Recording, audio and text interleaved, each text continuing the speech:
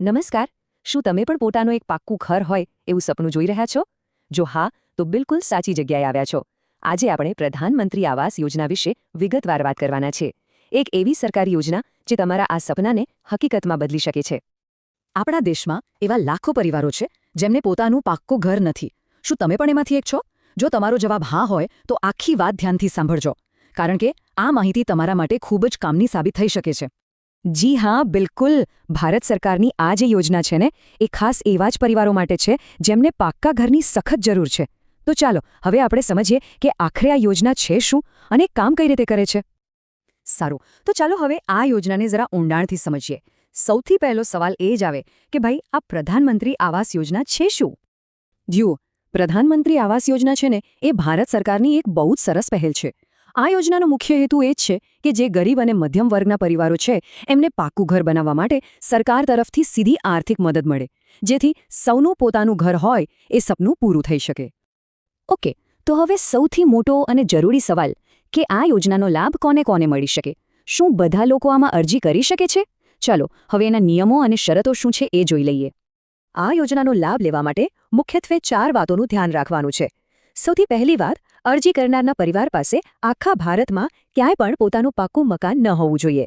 બીજું, પરિવારની જે વાર્ષિક આવક છે એ સરકારે નક્કી કરેલી કેટેગરીમાં આવવી જોઈએ, મતલબ કે EWS, LIG કે MIGમાં. ત્રીજી શરત એ છે કે પરિવારના કોઈપણ સભ્યએ પહેલા ક્યારે આ યોજનાનો લાભ લીધો ન હોવો જોઈએ. અને છેલ્લે, ચોથું અને સૌથી જરૂરી કે આધાર કાર્ડ અને બેંકમાં ખાતું તો હોવું જ જોઈએ. ચાલો માની લઈએ કે આપણે આ બધી શરતો પૂરી કરીએ છીએ. તો હવે સવાલ એ થાય કે સરકાર તરફથી મદદ મળશે કેટલા રૂપિયાની સહાય મળશે? ચાલો એના પર એક નજર કરીએ. તો જુઓ, આ યોજના હેઠળ તમને 2.5 લાખ રૂપિયા સુધીની સબસિડી મળી શકે છે. વિચારો, આ કેટલી મોટી રકમ છે! ઘર બનાવવાનો જે ખર્ચો હોય એમાં આનાથી બહુ મોટી રાહત મળે અને માથેથી આર્થિક બોજ પણ ઓછો થઈ જાય. પણ હા, એક વાત અહીં ખાસ યાદ રાખવા જેવી છે. આ જે મદદની રકમ છે ને, એ તમે કયા વિસ્તારમાં રહો છો એના પર આધાર રાખે છે.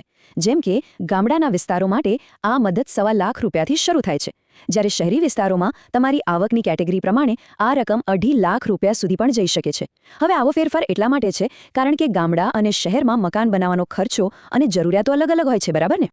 ઓકે, તો હવે આપણને યોજના શું છે અને ફાયદા શું છે એ ખબર પડી ગઈ. તો હવે સૌથી અગત્યની વાત પર આવીએ કે આના માટે અરજી કઈ રીતે કરવી, કયા કાગળિયા જોઈશે અને ઓનલાઈન ફોર્મ કઈ રીતે ભરવું, ચાલો એ સમજીએ. અરજી કરવા બેસો એ પહેલાં અમુક જરૂરી કાગળો તૈયાર રાખજો. કયા કયા? તો કે આધાર કાર્ડ, રેશન કાર્ડ, આવકનો દાખલો, તમારી બેંકની પાસબુક અને હા, જો કાચું ઘર હોય તો એનો કોઈ પુરાવો. આટલી વસ્તુઓ જો પહેલેથી જ સાથે હશે ને, તો અરજી કરવાનું કામ એકદમ ફટાફટ અને સહેલું થઈ જશે. ઓનલાઈન અરજી કરવી બહુ જ સહેલી છે, ગભરાવાની જરૂર નથી. સૌથી પહેલાં તો PMMIની જે સરકારી વેબસાઇટ છે એના પર જવાનું. ત્યાં તમને સિટીઝન અસેસમેન્ટ લખેલું દેખાશે, એના પર ક્લિક કરવાનું. પછી તમારો આધાર નંબર નાખશો એટલે ફોર્મ ખુલી જશે. બસ પછી એમાં બધી માહિતી એકદમ ધ્યાનથી અને સાચી ભરીને સબમિટ કરી દેવાનું. હવે એક ખૂબ જ અગત્યની વાત. અરજી કરતી વખતે લોકો એક ભૂલ વારંવાર કરે છે, જે આપણે બિલકુલ નથી કરવાની, એટલે આ વાત પર ખાસ ધ્યાન આપજો. યાદ રાખજો, ફોર્મમાં જે પણ માહિતી ભરો એ એકદમ સાચી અને પાક્કી હોવી જોઈએ. જો તમે આવક વિશે કે ઘર વિશે કે બીજી કોઈ પણ વાત ખોટી લખી અને પછી એ તપાસમાં પકડાઈ ગયો, તો તમારી અરજી સીધી જ કેન્સલ થઈ શકે છે.